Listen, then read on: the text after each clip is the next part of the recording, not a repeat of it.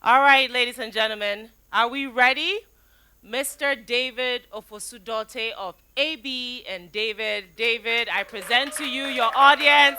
Audience, I present to you David Ofosu-Dorte. Thank you. Can I open this? Yes, sir, you may. The water is yours. Come on, guys, let's put our hands together for him as he sips his water and gets ready for us. And let's make sure that our phones are on silent, please.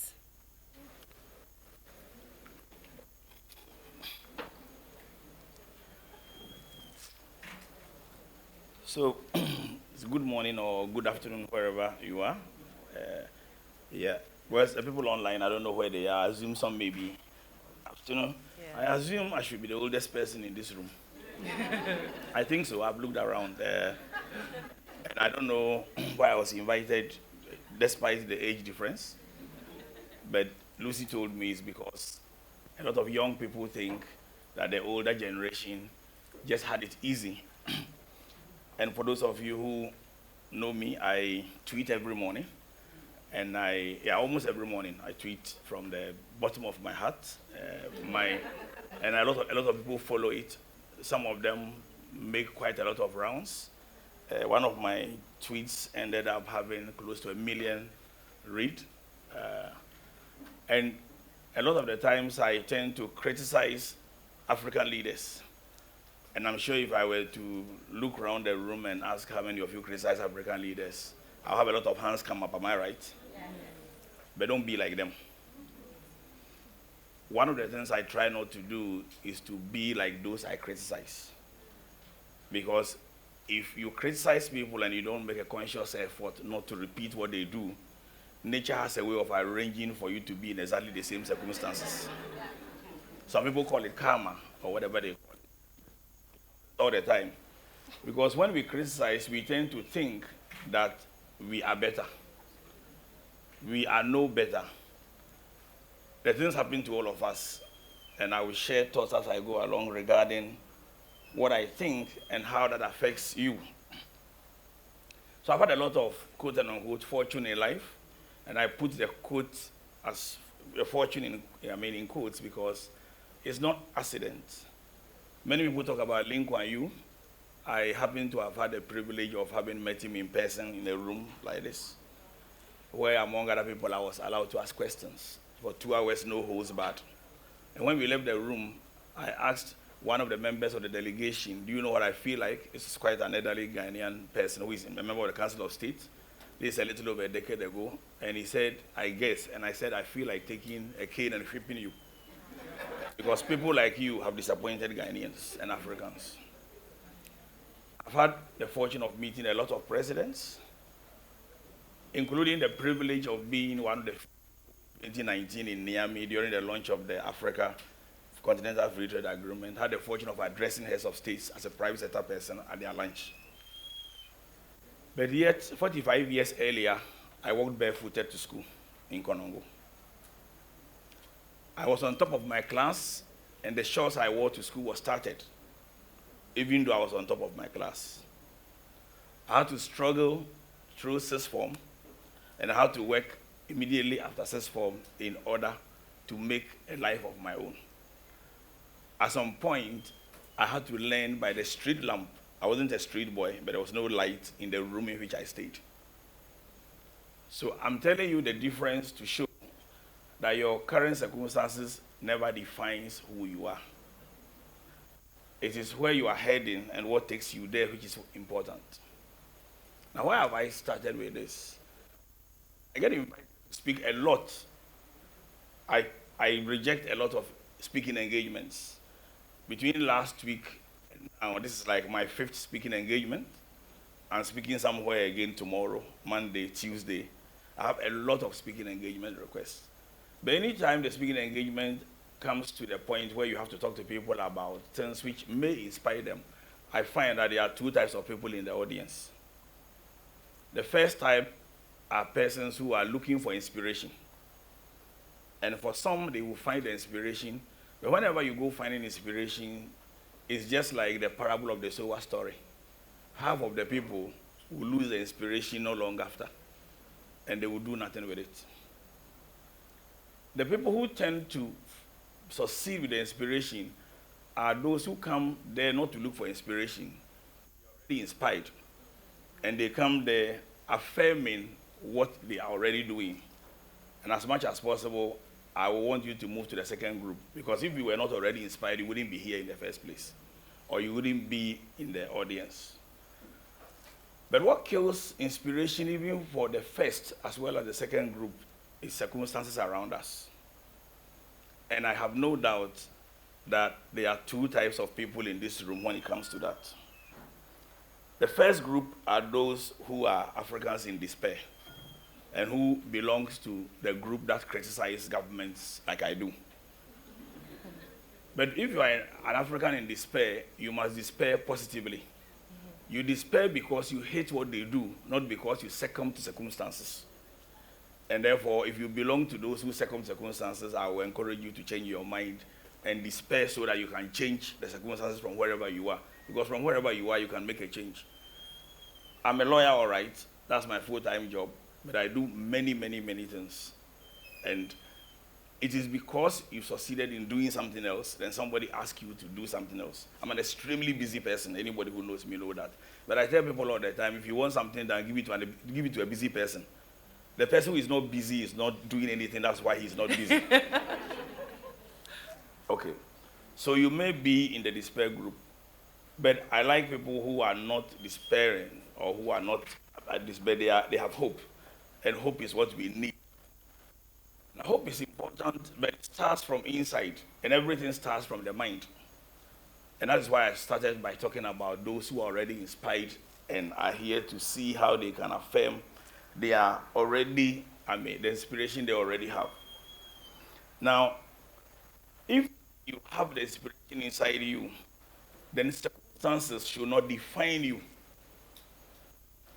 If define you, you will find that somehow it kills your inspiration. And I'm not an inspirational speaker. I actually don't particularly follow inspirational speakers. So don't get it twisted. Everything I say, I live. I live it every day. I don't follow inspirational speakers, actually. But I noticed that those who follow inspirational speakers and those who are told to have hope are generally optimistic. And every successful person I have met is optimistic. I'm here to find a successful person who is not optimistic. But there are two types of optimism that I want to talk about. The positively optimistic person is a person who has a plan and is working on the plan. And does something about it every single day. This conference is happening because Lucy thought about it, wrote a book, and I'm not sure when she wrote the book at that time, she thought the book would be followed with a conference. I'm not sure when she said she was going to write a book, she even thought the book would be launched in that big way. I happen to be one of the people she spoke to in the course of writing the book. But things evolve, and the more you achieve, the more you achieve. So you write a book, the bold new normal is launched, and then you realize, why am I keeping this under the cupboard instead of lighting it and letting everybody know about it? And then Blisco comes in, and margins come in, and people come to support, and speakers come here. Then there is part two, and there is everybody, and others get inspired, and there are others online, and they tell their own story. So if you are optimistic, be positively optimistic by doing something about your optimism and what you are hopeful for every day. Don't fall for the second kind of optimists. They are politicians. They are optimistic and promise you tomorrow with no basis at all. And there are many of those optimists who especially follow inspirational speakers. So they promise you and they tell you things, but there's no plan they are following. That type of optimism delivers nothing. It is a type of optimism that leads you to expect miracles. And those miracles won't happen. I once tweeted that if you fail to work hard on what you are supposed to do, your prayer in chance to heaven does not go above the skies. God doesn't hear it. And it's important to do something about it every day. So I hate empty optimists, and I will encourage that you don't become an empty optimist if you want to be part of the bold new normal Africa that we are all looking towards. I also encourage you to avoid believing in myths, and this is quite an important one. There are a lot of myths around Africa that a lot of people believe in. And I have no doubt there are many in this room. Personally, I tend to be what some people call a contrarian. A contrarian. I question everything. It doesn't matter what. I question it. And if it fits my circumstances, I believe it. If it doesn't, I disregard it. It doesn't matter who wrote it.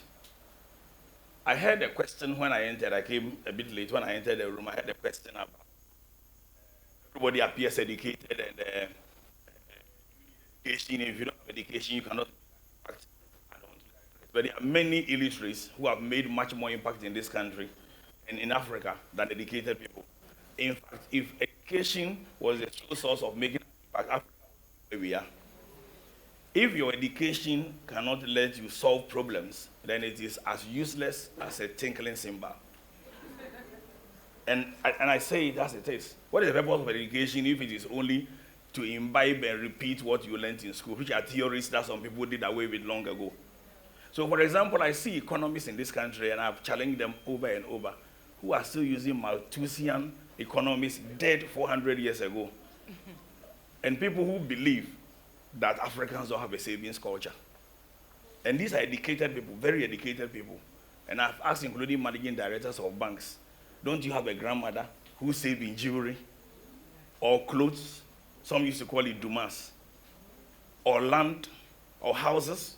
The Africans who have houses but will not sell it to get the liquidity, and yet they go around looking for money when they have houses that they cannot turn into liquid.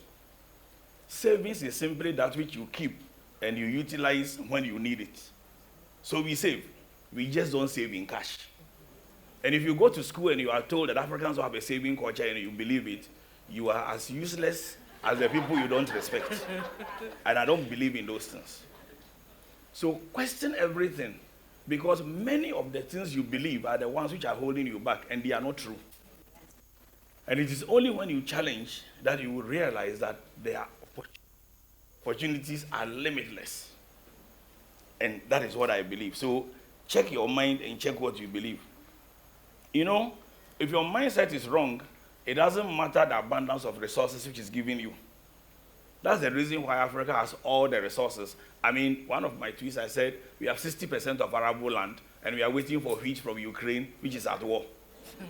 What is the purpose of education if that is a kind of, we have the gold, we give it away to Chinese, and then we go around begging for money from IMF. In one tweet, I said, what is the purpose of adorning your hands? And I'm not an admirer of chieftaincy. Apologies, and I make no apologies. Apologies, we are here, but I make no apology about my beliefs. What is the purpose of adorning your hands with gold and being carried shoulder high in a palanquin once every year, when in your village there is no hospital or school, and none of your citizens own a single gold mine? You are actually not correct up here. And question these things. And as a youth, or as part of people who want to build Africa tomorrow, you don't have to become a chief or a politician to make that change. You make the change from exactly where you are. I've just told a couple of people behind there that there's an idea I have we are going to implement, which I believe will revolutionize the clothing industry in Africa. And I don't have any doubt about it. I don't have to be in clothing to do that. But that idea will multiply their industry. So if you change your mindset and if you question things, you will realize that it doesn't matter where you are. Things like lack of money. I mean, nobody starts business with money. Business starts with ideas. If you want to start business with money, you are not going to be able to make it. So learn to empower yourself. And you empower yourself by what you believe. If you don't empower yourself by what you believe, circumstances will define you and will disempower you. At the moment, look at the circumstances around us. Fuel prices going up, dollar CD, etc. You take Ghana and all. Yes, that's true. But there's a difference between the facts and the interpretation of the facts.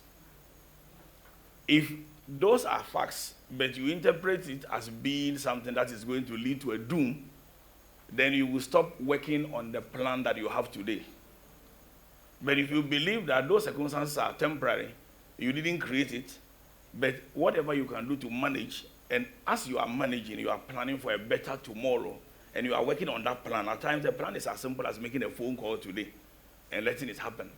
If you do that, you realize that when circumstances change, you are not now about to start.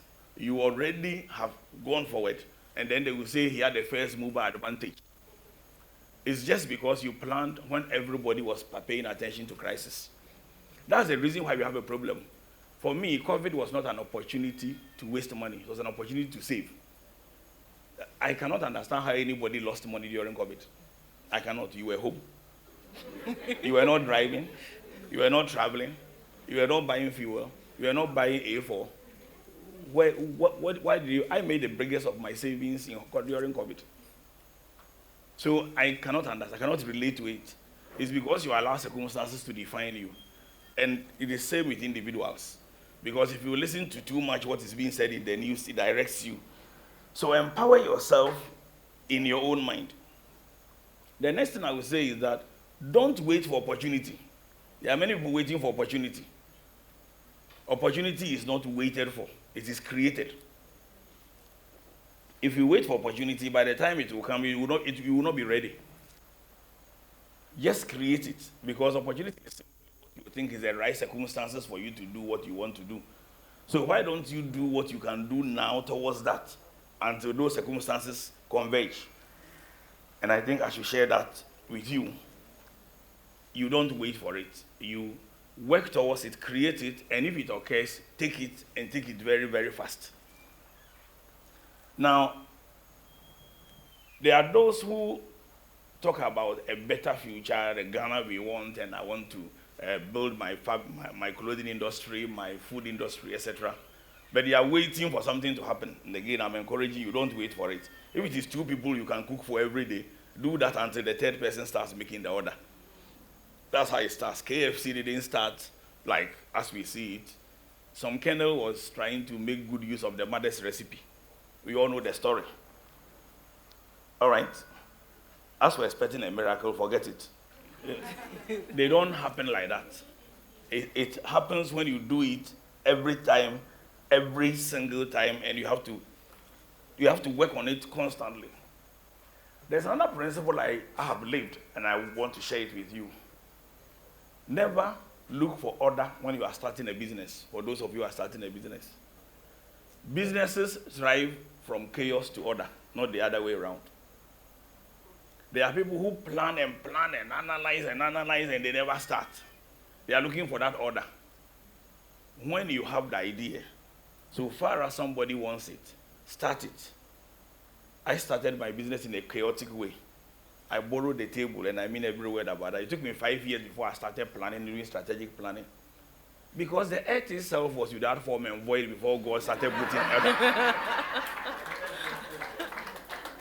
Why do you want the order from the beginning? However, if the business starts moving and you don't put in the order, it will collapse.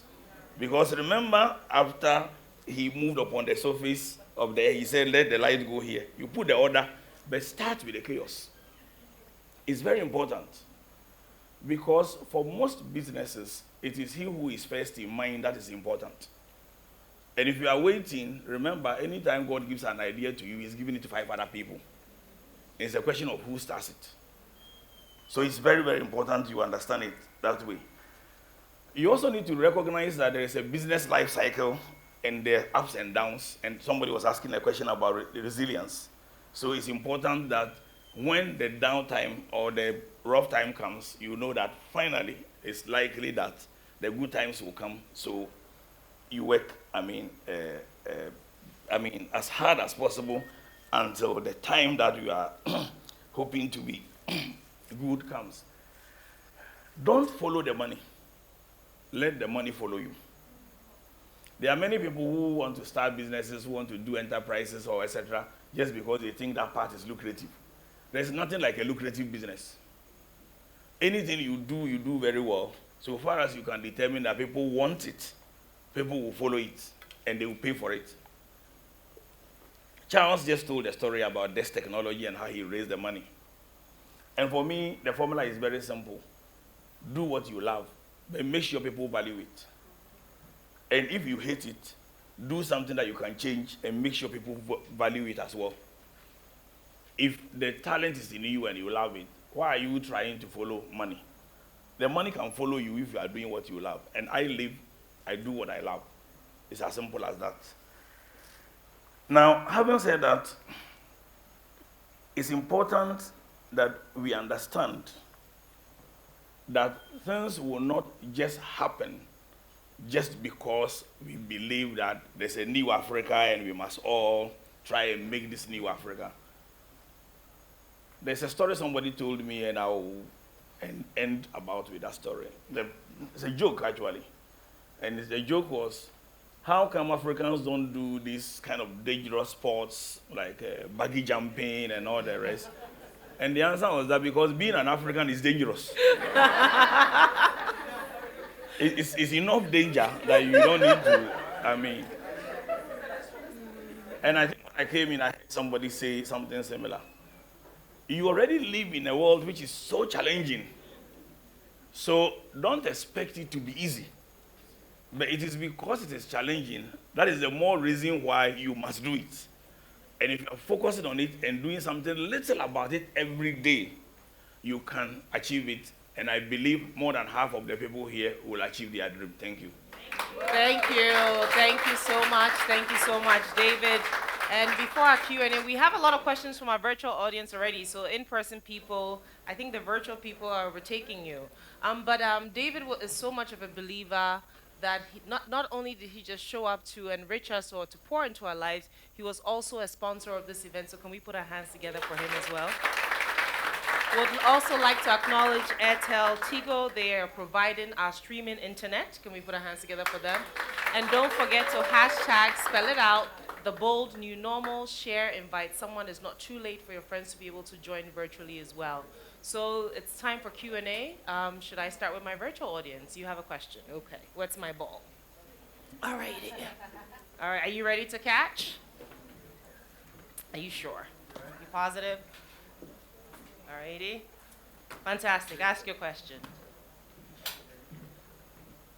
Thank you very much, Mr. Andor. Yeah. I'm Andor. He's Ofosu-Dorte. Oh, okay. Mr. Ofosu-Dorte. Sorry about that. Right. David is fine. That's how everybody calls him. Right. Very inspiring presentation, and I've really enjoyed that a lot. My question is, you said you are somebody who questions a lot, question about everything, but at the same time you remain positive or optimist. Optimists always find something positive in every situation. So how do you draw the balance of questioning, but at the same time being optimistic and seeing positive things in situations and circumstances? Thank you. Okay, so they are not contradictory. I question in order to check whether it is true. Because if you don't question, you believe it, even though it may not be true. And there are many people who, with all due apologies, have stopped originating.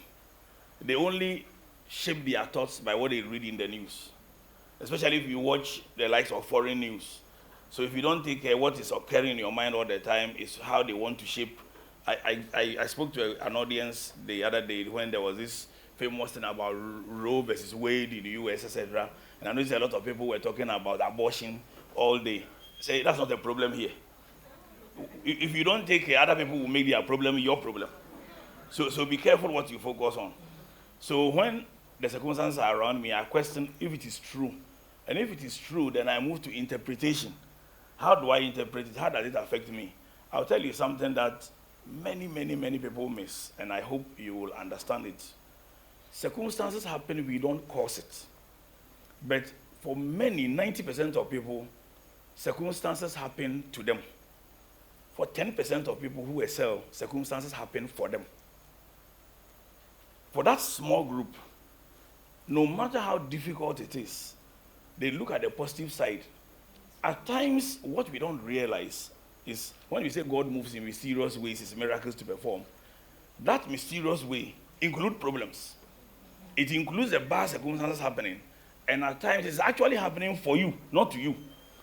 If you look at it as happening to you, then you pity yourself. Why me? But if you think about it, this could be happening for you. It could be the change. I don't know if you watched the pre-video I did, and I know time is running, but it's important. I tell people that there are two Africas. Don't live in the wrong Africa. The first Africa, which is the most popular, which you find in mainstream media, local and foreign, is the one our heads of states and our presidents and our politicians do the mess. That's the first Africa, but that's the most popular. The real Africa, which doesn't occupy the front page of CNN, is in this room. The fabric, the food, the Cocoa Express, all those wonderful things. I have worn made in Ghana shoes for 20 years. And it is made by somebody who didn't go to Harvard or Yale. The shirt I'm wearing is made in Ghana, right? Now, there are a lot of things that you can take advantage of if you understand that those difficulties happen. And my theory is that some people in the world will progress through great leadership. Because Africa has two Africas, we will progress through a different formula. It will be what I call the convergence of unintended consequences. All these different things we are doing, and I can bet you there are thousands of such fora going on in Africa now. One day they will converge. And when they converge, when the politicians become irrelevant, the transformation will occur. Thank you. Thank you. I think we've actually answered Samuel Paga's question and also Angelette Ansah Brown. So Samuel and Angelette, if it's not clear, please submit something else. But I think we've answered your question. We had a question right here. Do we have a mic?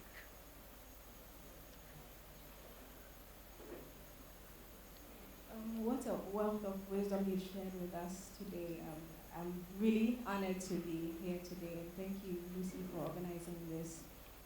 I personally believe that one way to solve the problem of unemployment in Africa, in Ghana, is through entrepreneurship.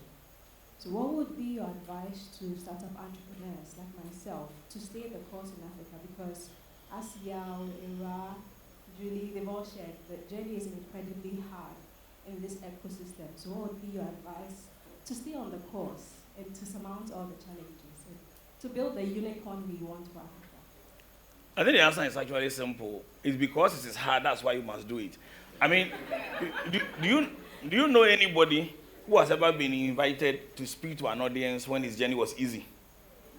It doesn't exist. The only reason why you are asked to inspire somebody is because you went through a difficult journey. Never measure the success of a person by the height he has reached, but by the depth from whence he came. So stick to it. All right, so we have two more questions. The gentleman behind and the lady over there in white, and then we have two more questions. And then Okay, thank you. Chairman David, thank you for sharing like a whole year's worth of tweets with us. Whenever I sit to talk with my friends about the Africa that can be, one of the things that keep coming up is that the current world economy is a zero-sum game. And that for Africa to win, some other people have to lose. And therefore, there are external forces that will not allow us, even after our mindset change and after our own normal, there might be some external forces that will fight against us. What is your perspective on this? Thank you. So, about myths. Yeah, myths. I can't go through them. That's another forum. And those myths actually keep a lot of us down. Including the myth about religion. There are some people who believe that they are poor because they are religious. And I tell them, have you ever been to Dubai? Which society is more religious than Dubai? Or Saudi Arabia? You essentially have to be religious. What about Israel, whose constitution is almost the Bible? Why are they prosperous? We tend to find excuses as to why we are not prosperous. Actually, it is the mindset which will prevent those people from taking advantage of us. And you only allow yourself to be taken advantage of. Look, again, in a tweet I said, if you sold your citizens to slavery 400 years ago, we sold them. And it is when we started selling them that it became possible for them to then bring. If you distinguish yourself between royals and slaves, you will sell them. You're already a disunited people. If you were to ask me the solution to Africa's problem, unity is more important than macroeconomic indicators. And I have said this over and over, and you can check this, there's no exception. Every single African country which has been described as the fastest growing economy in the world goes back to IMF in 5 to 7 years, guaranteed. The faster you are described as growing, the more likely you are to go poor. I've said this, check it. Because we stopped thinking long ago. When you sell your people and after 200 years slavery ends, and a group of people sit down to party and call this Francophone, Anglophone, Lusophone, and after that, you maintain those borders and you still collect visa from each other. Whose fault is it? If you divide yourself in nations, problems according to political parties. Recently, I was talking to somebody about IMF, and somebody was counting how many times who has gone to IMF more. In other words, for somebody's IMF is more beautiful than another person's IMF. It's our mindset, it's our thinking of failing to focus on the right thing. That's what makes people take advantage of us. There's one thing I will thank you for. Lucy and organizers. And I specifically looked for it in the program, whether you were inviting a politician to open this event. And luckily you did not. You see, we overrate the importance of politics on our life.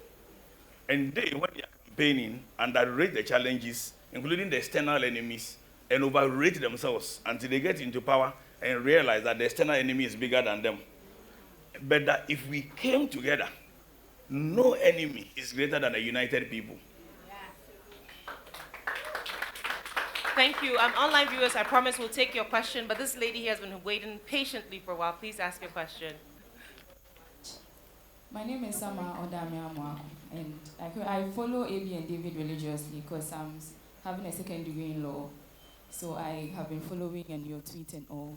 And I realized in my first degree in Central University a problem where a lot of young people don't even understand how to prepare themselves for the job markets, work CVs, interviews and all. So I started something like that, but I realized there was no order. So I stopped, and I'm now trying to revive it. So at what point, because you mentioned that everything starts with chaos and then you start putting things in order, are there certain pointers to look out for before you start ordering things, or how do you go about that? The first thing you need to look out for when you are starting a business is the customer, not the factory. Because it is actually more important to have a customer than to have a factory. And Charles made it. He had not built the product. He got a customer. People don't look for factories. They are looking for the product. You know Nike? The Nike trainers that we all buy, they are all made in China, right? But the Nike only has the tick. Somebody owns that factory. So far as you can sell that brand, somebody will buy it. So look for customers who need what you, and just work with them, even if you have to start for free. Once you start getting a certain number, you need the order. And please, the order as to when the order comes in, it depends on the number of customers. The moment you start getting overwhelmed, realize that you need order, and you need to bring people to assist you. Otherwise, the disarray in your business will drive the customers away. The reason why I emphasize this is that there are many people who have never succeeded, not because they had no ideas, but because in perpetuity, they were waiting for that order, which never came. Start as chaotic as you can, but put in the order as quickly as you can. Thank you so much. Thank you. David Go says, there are great innovative products in Ghana and other parts of Africa. However, these businesses are still small and unable to scale up. The Bold New Normal is definitely a great platform to push for mindset change. How do we promote cross-border collaborations, mergers, and acquisitions to scale up and become African multinational businesses? Thank you. It's something I talk about a lot. And we have this product, this platform we call the Africa Business Conversation. Incidentally, the first one we did, Lucy was the speaker on it. The next one we are going to do, the person speaking on it is going to speak on a topic called Partnership of Rivals. Now, there are two things we need to do to achieve that. Because Africans are generally small in products, right? I don't know how many, and I've cited this example over and over. Maybe this is our local drink called Aquatation. There's somebody, I don't know who, I don't drink Akwateshi, so, I mean, but I'm using this as an example. Somebody who bottles it in a very nice way.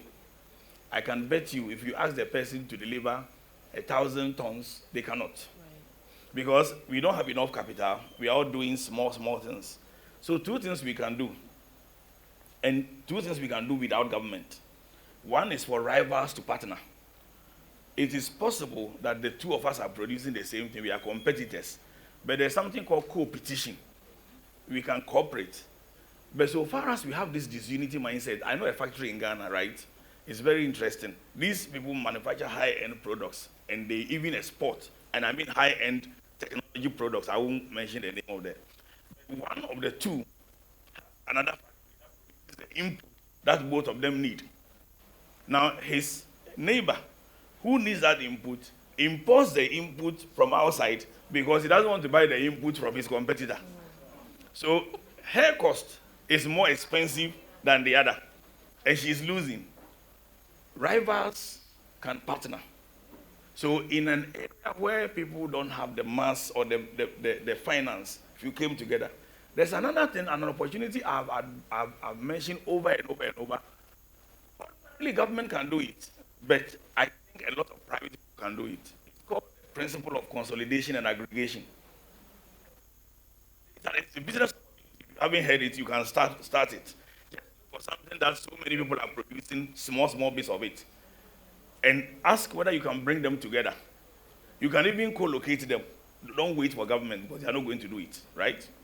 You can even co-locate them, and even if you don't co-locate them, so far as you can define the standards, and the standards have already been defined. Under the AFCFTA, you have the Africa Standards Organization. If you can ensure that you bring all of them together and aggregate, you will be able to supply the volumes that is needed in the rest of the world. Isn't that how we created Cocoa Board? Ghana cocoa farmers don't have plantations. They are 1 acre, 2 acre farms, but we supply $1.8 billion for cocoa for the rest of the world because we aggregate them. Why can't we do that for clothing? I'll tell you something which will shock you. The demand for what he is wearing, the gentleman, the smoke and kente in Southern Africa and the rest of Africa is so high, no single supplier in Ghana can meet it. It's called the hand-woven clothing. It's an unexplored market, and I can give you buyers. But nobody is aggregating them and exporting volumes. You know how much we can sell this to the quote-unquote diaspora? And do you know how much we can trace it to the cotton and the yarn and the cotton which falls free in the north, in the industry, yet we are importing the fabric from China and India. We just don't have it here. There's so much opportunity around us which can create billions of dollars. We have no business borrowing. So we can aggregate it. And one of the things, it's a gift God gave me. I give people ideas for free. I have a lot of following as mentorship. By the way, mentorship, it doesn't have to be somebody sitting in front of you every day. Yeah. I've had a lot of mentors I never met. One person who changed my life is a gentleman called Norman Vincent Peale. I'm sure he died long ago. I read his book when I was 11, and I've never been the same. Now, you can read a book, you can watch somebody, and in this modern world with all the internet and social media, we don't have to have physical mentors, right? And some of us, God gifted us with a lot of ideas. I churn a lot of out for free. I am available, and many people are, to discuss your business. And I can tell you that there are many businesses I have helped turn around just because they spoke to me. Because I give them ideas for free. And there are many people like that. Thank you. So this gentleman has a question for you. Then we'll take a question that also came in for Fatu as well. So. Is it okay? All right. So my name is Bright. I'm fortunate to have met you several times. With the recent dollar issue, I've been thinking of this, and I've listened to a couple of instances about the fiat currency, which is the dollar, which was kind of everywhere, gold and everything. Do you think this economic crisis has to do with that? And is it going to end soon? Okay, so it's okay to, and I'll answer your question shortly. One of the things I encourage you, don't live in your area of concern, live in your area of influence. And let me explain the difference between the two. We all listen to the news and we get concerned about, I'm concerned about the dollar too, right? And I'm concerned about it because I happen to chair the board of a major fund management company. So if it's affecting the business of the company I chair, I'm worried about it. But it's always better to influence more than to be concerned. So, for example, if you were doing clothing and you were having a Made in Ghana campaign, you are influencing people.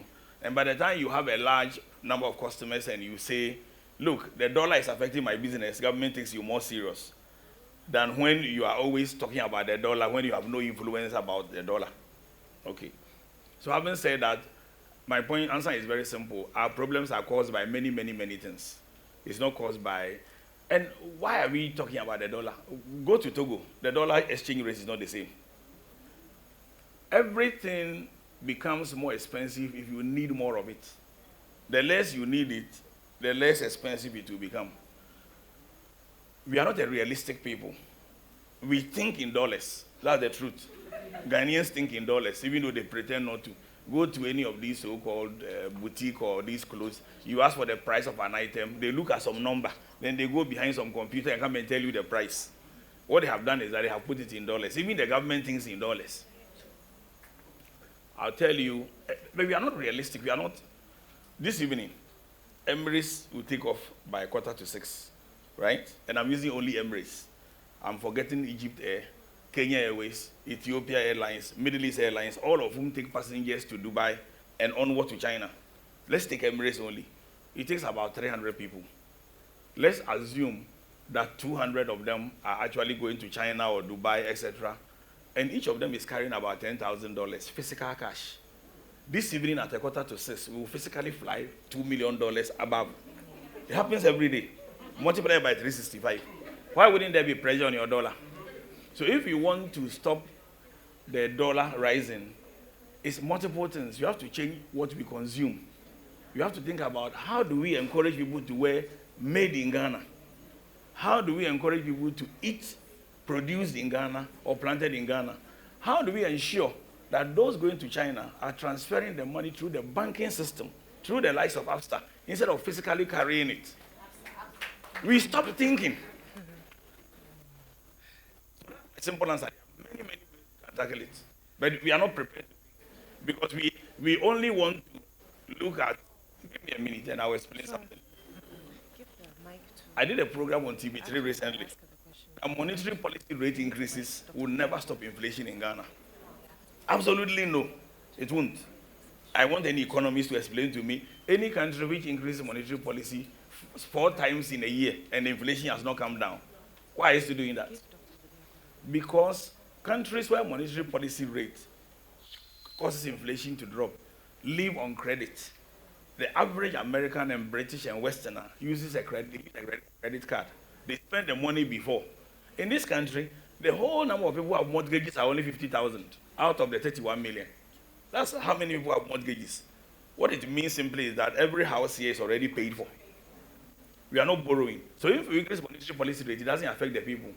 Especially half of the people in this room who have started businesses borrowed from microfinance institutions and paid 5% a month.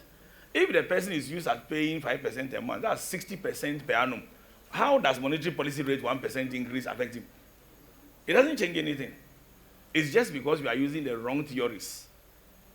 For you and for me, let's look at what we can change around ourselves. And as we do it, which is like what Lucy Christ is doing, the bold new normal, changing our mindset, you will see that when it starts converging, when the politicians start telling us about monetary policy rate, we will tell him to stop the crap. And very soon they will stop it. Thank you, thank you. We have 2 more questions, one for Fatu and the next one for David. So David will sip some water as I address Fatu. So Fatu, we have 2 questions for you.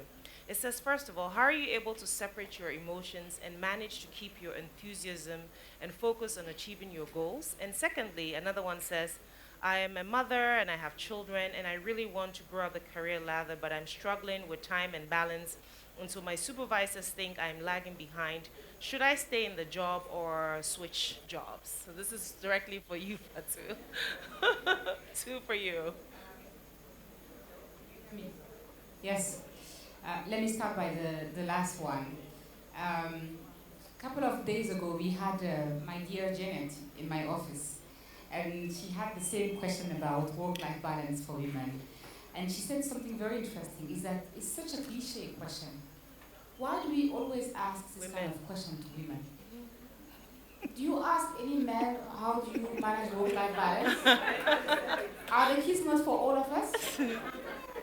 So I find it interesting because I always have that question about work-life balance. And there is no such of work-life balance for me. It's just a matter of what is important at the moment that you are leaving. What do you prioritize at this moment? You need to decide at the time when you are leaving what comes first. You can't have it all. You may have it okay, an average, but you need to decide what is most important. If at that time you want to achieve something in your career, then please accept that you are not going to be the perfect mother like in the books, because there is no such thing as a perfect mother. No, you do your best, and now when your kids grow up, they have the responsibility to do their own life. You have done what you could. My parents didn't do what I wish they had done, but I'm not bad. I mean, I did my best. They gave me what they thought was a good education. But when you are mature, when you get to a certain age, your life is in your hand. You can't blame your parent for that. No, that's over. So let's talk about this work-life balance things. You won't get it, my dear. I don't know who's asking. Yes. Thank you. So you addressed two questions. Fantastic. Thank you so much. I need to make a comment on that. Sure. Okay. And it's an important comment. And I mean, when I teach the law school class, people at times ask me, how do you balance with all this? And I said, sadly, I don't believe in work-life balance. And it will surprise you. It's one of the most horrible theories ever invented, and it's destroying the youth.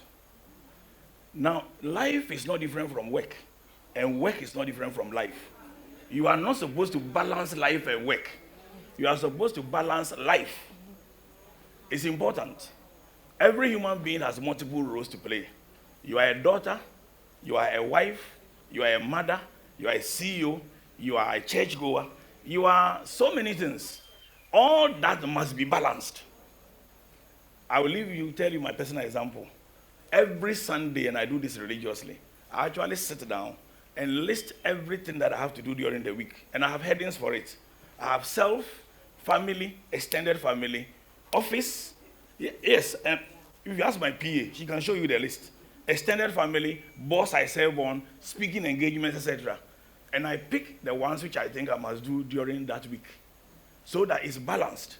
Because work-life balance is destroying the youth, because some of them have been made to believe that work is a chore.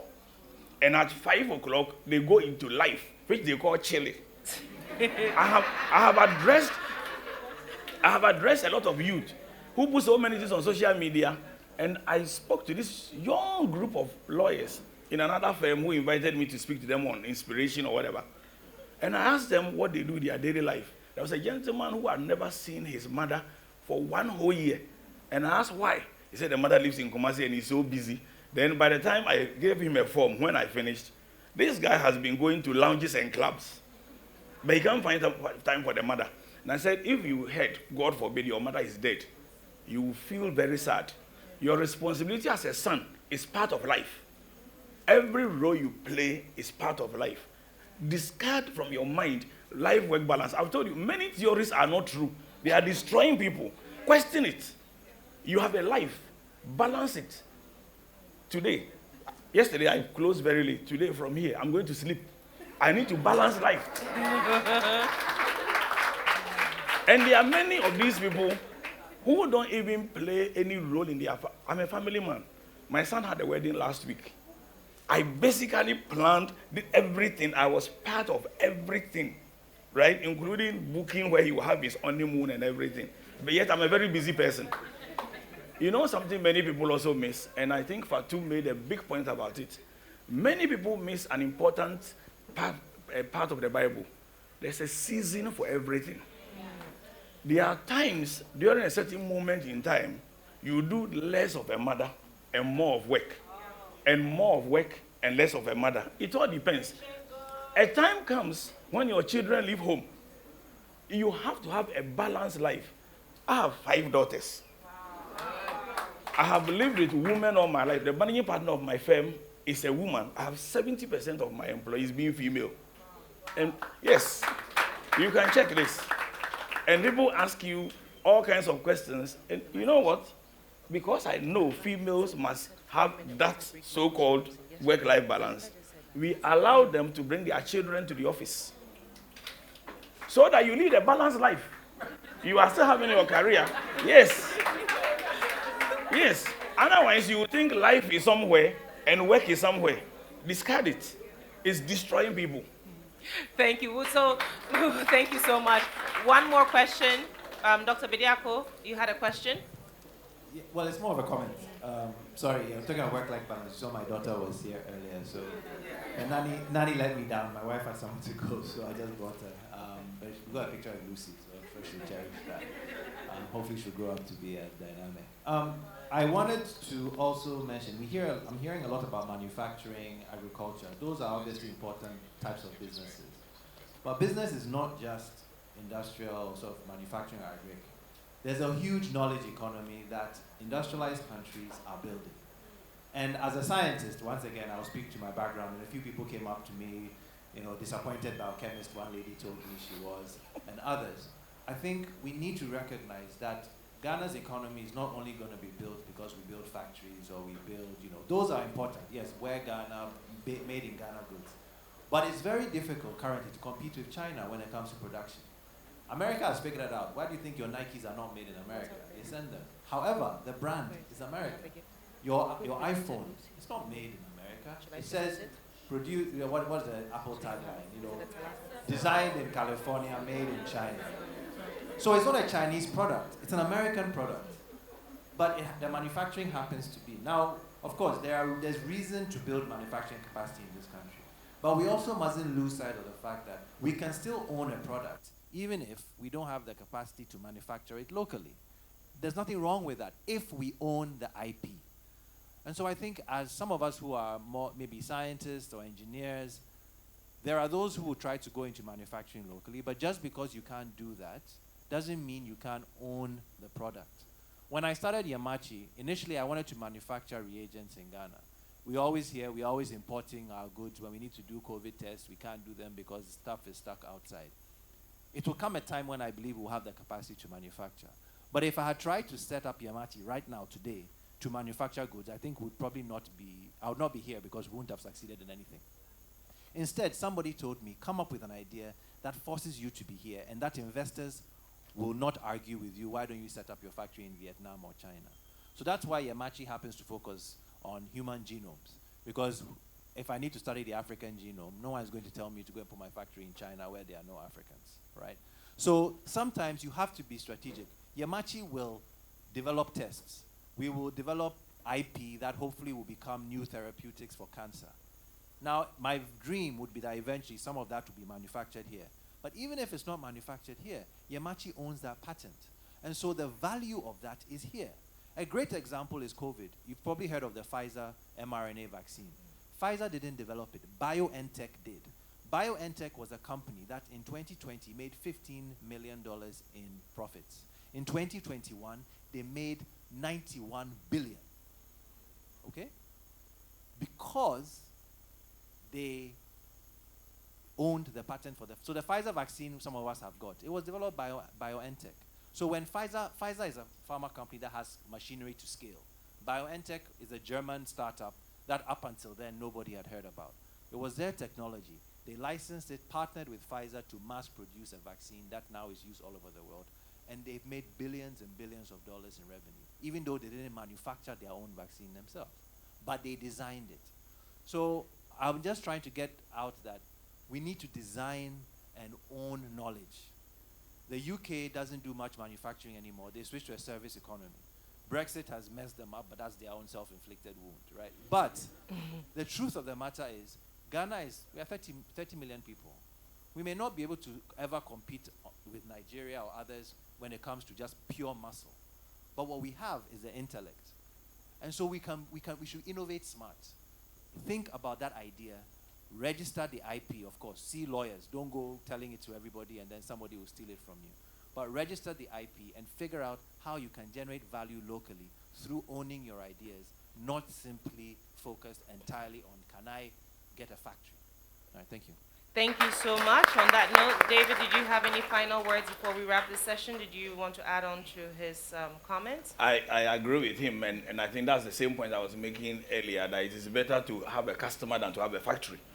Because if you actually have the customer, you can actually get somebody else to manufacture it and you sell it. And I mean, there's an idea I've preached over and over. And these days, I hear government officials talk about it in a lame way that I don't think they really are picking it up. And I'll throw it out here again, and it depends on what you are doing and how you can use it. In 2011, some of us started this campaign about Ghana as the center of the world, because it is. And there are several videos I put out there and talked about it and what we can do with it. Because the imaginary line of the center of the world, the Greenwich Meridian and the equator, we are the intersection. Not the exact intersection. We are 5 degrees above the equator, but the last land the Greenwich Meridian enters before it goes to the Antarctica. Why is this important? Technically, we are equidistant from the rest of the world. That means that if our people were thinking long ago, time in the world should be measured as to how long it is away from Ghana. That's how time should be measured. But it is measured in Greenwich Mean Time, right? When Greenwich is actually not near the equator. But that aside, this country, this is important. This country spent over $200 million borrowed from the World Bank, which you and I are still paying, trying to create Ghana as the gateway to Africa. And I've said this over and over again. If God places you at the center and you want to be the gate, you have a problem. Now, what does that mean to you? In my campaign, I have said, you can actually produce a product, even if it is produced in China, and you brand it from Ghana, manufactured at the center of the world. It has a different price. If you actually want to create a logistics hub, you can bring the goods from everywhere, but distribute it from here. Every single product you are selling can be branded, including your clothing, proudly manufactured at the center of the world. It makes a very big difference. So even the idea and the service can actually add value to us, and we miss it. It's all around us. Thank you. Thank you, thank you, thank you. Thank you, David, and thank you to our spirited audience in person and online for your participation. David, the bold new normal has a small token for you. As you can see, we're intentional. These are proudly African gifts. Thank you so much. We appreciate you. And thank you for not only speaking, but also for being one of our sponsors. Thank you so much. Thank you. All right, guys. We have more for you. Stay right here. We're going to pass out water, stretch out, get to know someone. I'm going to call on someone. I want you to speak to the person on your left and your right. Silently ask them first, middle, and last name. And I'm randomly going to call upon you to tell me their first, middle, and last name. So do that now whilst we pass around water.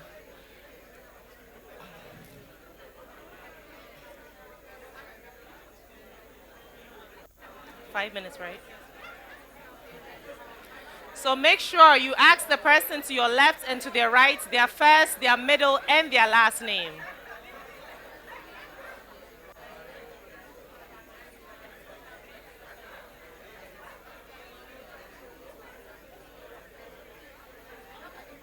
Please.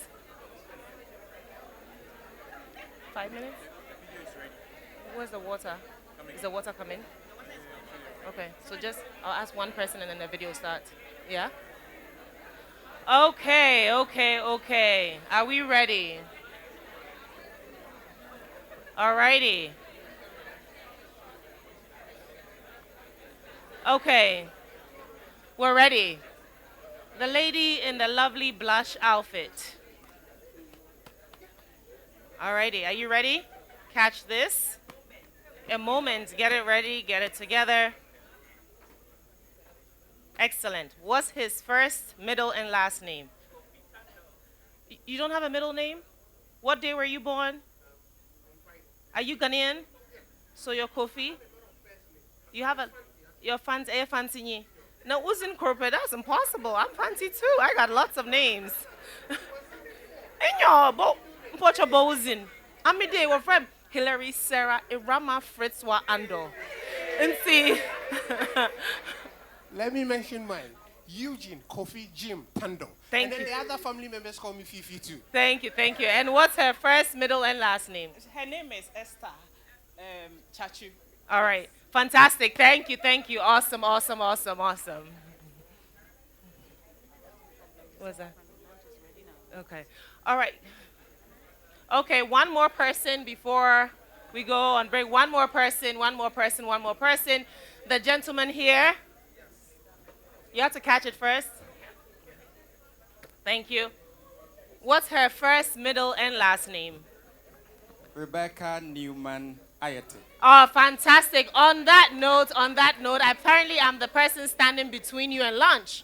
Apparently lunch is ready. Are we ready for lunch? Please, do not leave. We have so much for you. After lunch, we have the masterclass being delivered by Lucy Quist herself, where you're going to use your activity book. So we want you to be well fed and relaxed before the masterclass. So lunch is 20 minutes. Please stay put, enjoy lunch, and we'll see you in 20 minutes. Thank you so much. Thank you.